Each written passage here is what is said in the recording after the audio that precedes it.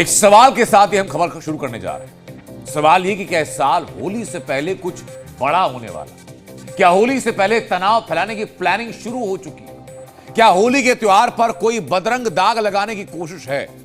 इन सवालों के उठने की वजह है 13 तारीख यानी होली के दिन से एक दिन पहले होने वाला प्रदर्शन। यह प्रदर्शन प्लान किया जा रहा है वक्फ संशोधन बिल के खिलाफ और इसी विरोध प्रदर्शन के लिए मस्जिदों से संदेश दिया जा रहा है, सड़कों पर तैयारी की जा रही है और यह तैयारी दिल्ली के साथ साथ देश के अलग अलग शहरों में हो रही है। रिपोर्ट जरा देखिए। होली को बदरंग करने की साजिश, मस्जिद के अंदर बड़ी लामबंदी का प्लान। एक बार वक्त हो गया वो हमेशा वक्त रहेगा, उसको ही खत्म कर रहे हैं। 14 मार्च को होली, एक दिन पहले घमासान का ऐलान। 13 मार्च को जंतर मंतर पर इस बिल के विरोध में एक प्रदर्शन करने का, धरने का ऐलान किया है। वक्फ संशोधन बिल को लेकर अब शाहीन बाग से बड़ा आंदोलन होने वाला है। वक्फ बिल के विरोध में एक बड़े आंदोलन की स्क्रिप्ट तैयार हो चुकी है और पहला पन्ना लिखा गया मस्जिदों के अंदर।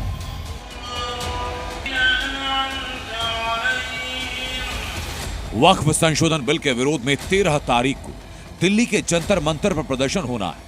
जी न्यूज को मिली एक्सक्लूसिव जानकारी के मुताबिक इस प्रदर्शन में शामिल होने के लिए जुमे की नमाज के बाद मस्जिदों में ऐलान हुआ और कहा गया कि प्रदर्शन के लिए फ्री बस सेवा होगी।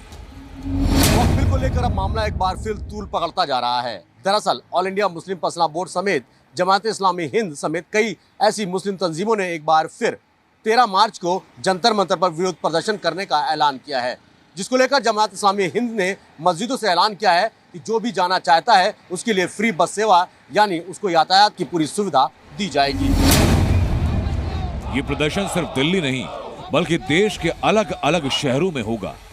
मुसलमानों के बीच वक्फ संशोधन बिल को लेकर एक नैरेटिव खड़ा किया जा रहा है और इसमें शामिल हैं असदुद्दीन ओवैसी जैसे नेता और मुस्लिम समाज के कथित ठेकेदार।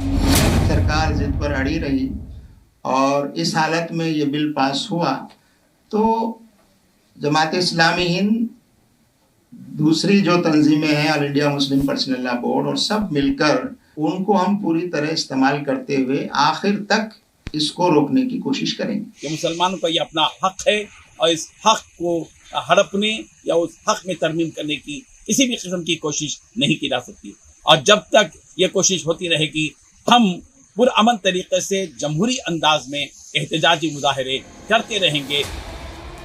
मस्जिदों से ऐलान, नेताओं के बयान, ये साफ इशारा है कि वक्फ संशोधन बिल के विरोधी मुसलमानों को एकजुट करने की कोशिश कर रहे हैं, मुसलमानों को बरगलाने की कोशिश कर रहे हैं। लेकिन बड़ा खतरा यह भी कि इस आंदोलन की ठीक 24 घंटे के बाद 14 मार्च को होली है और अगर ये लामबंदी किसी भी तनाव में बदलती है, किसी भी तरह की हिंसा होती है तो उसका जिम्मेदार कौन होगा?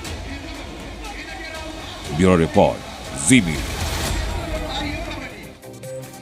13 मार्च को प्रदर्शन और 14 मार्च को होली, इन दो तारीखों के बीच सिर्फ 24 घंटे का फासला है और यही वजह है कि कुछ सवाल भी खड़े होते हैं। सवाल ये कि आखिर वक्फ विरोध प्रदर्शन के लिए होली से एक दिन पहले का वक्त क्यों चुना गया? सवाल ये कि ये तो होली के बाद हो सकता था। सवाल ये कि होली से पहले हजारों की भीड़ को जमा करने से क्या सुरक्षा के इंतजामों को चुनौती दी जा रही है? ये सवाल अपने आप में बहुत अहम है। सवाल यह भी है कि क्या प्लानिंग के तहत होली पर माहौल खराब करने की कोशिश की जा रही है? यह वही प्लानिंग है। और सवाल यह भी कि क्या वक्फ विरोधी ब्रिगेड रमजान के मजहबी माहौल को भुना करके मुसलमानों को वक्फ के खिलाफ एकजुट करना चाहती है? कि देश सबके साथ, सबका विकास के साथ चलेगा, धमकाने का प्रयास कदापि ना करे।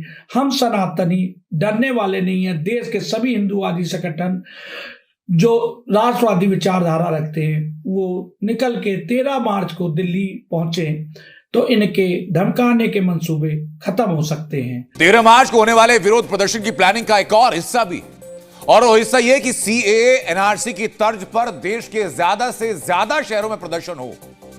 अब मैं बताता हूं आपको वो किरदार जो अब तक वक्फ बिल के विरोध में लामबंद हो चुके हैं। वो किरदार कौन कौन से हैं? वक्फ बिल के विरोध में सबसे आगे मुसलमानों का धार्मिक सामाजिक संगठन, नाम है जमात इस्लामी हिंद। जमात इस्लामी के साथ all India Muslim person law board इस विरोध का झंडा उठा चुका है। ऑल इंडिया पसमानदा मुस्लिम समाज भी इस बिल की मुखालफत कर रहा है। विरोध करने वाली ब्रिगेड में चौथा नाम है जमीयत उलेमाए हिंद और प्रतिबंधित संगठन पीएफआई का कथित छात्र विंग यानी एसडीपीआई। ये सब वक्फ बिल के विरोध में उतरने का ऐलान कर चुके हैं, एक साथ आने का ऐलान कर चुके हैं। ये तो हुई वक्फ बिल का विरोध कर रहे मुस्लिम संगठनों की राय। देश का आम मुसलमान, एक आम नागरिक, एक आम मुसलमान वक्फ संशोधन बिल को लेकर क्या सोचता है, उसकी राय क्या है, अब जरा वो सुनिए। बड़े कसीर तादाद में जाएंगे और जितनी संख्या हो सकती है उतनी संख्या में जाएंगे। ये हमारे स्ट्रक्चर पर, बेसिक स्ट्रक्चर जो मुसलमानों का है, फाइनेंशियल, उस पर अटैक करने की बात है। तो कहीं ना कहीं तो भाई मुसलमान, हर आदमी अपने परिवार पर जब आँच आती है तो अपने लिए उठ खड़ा होता है। सारे मुसलमान एकजुट है। सारे जितने भी मुस्लिम संगठन में जितने मुस्लिम संगठन हैं, तो सारे संगठित होकर एक मंच पर आकर उस दिन उस वक्फ बिल के विरोध में हम लोग 13 तारीख को वहाँ जंतर मंतर पे एक साथ एक मंच पे आकर के विरोध प्रदर्शन करेंगे। तो पूरे भारत का मुसलमान साथ देगा। 13 तारीख हो या 18 तारीख हो, उससे मसला नहीं है। वो तंजीम जब आह्वान करती है तो वो एक अपना सिस्टम से करती है और एक भारत के कानून में उसका भी एक अहम अपने जो समाज के में योगदान है। दबाव बनाने का प्रयास है, इसलिए कि 10 तारीख के बाद पार्लियामेंट में बहस होने वाली है। उस बहस पर अपना प्रभाव डालने के लिए मुस्लिम पर्सनल लॉ बोर्ड ये प्रदर्शन कर रहा है।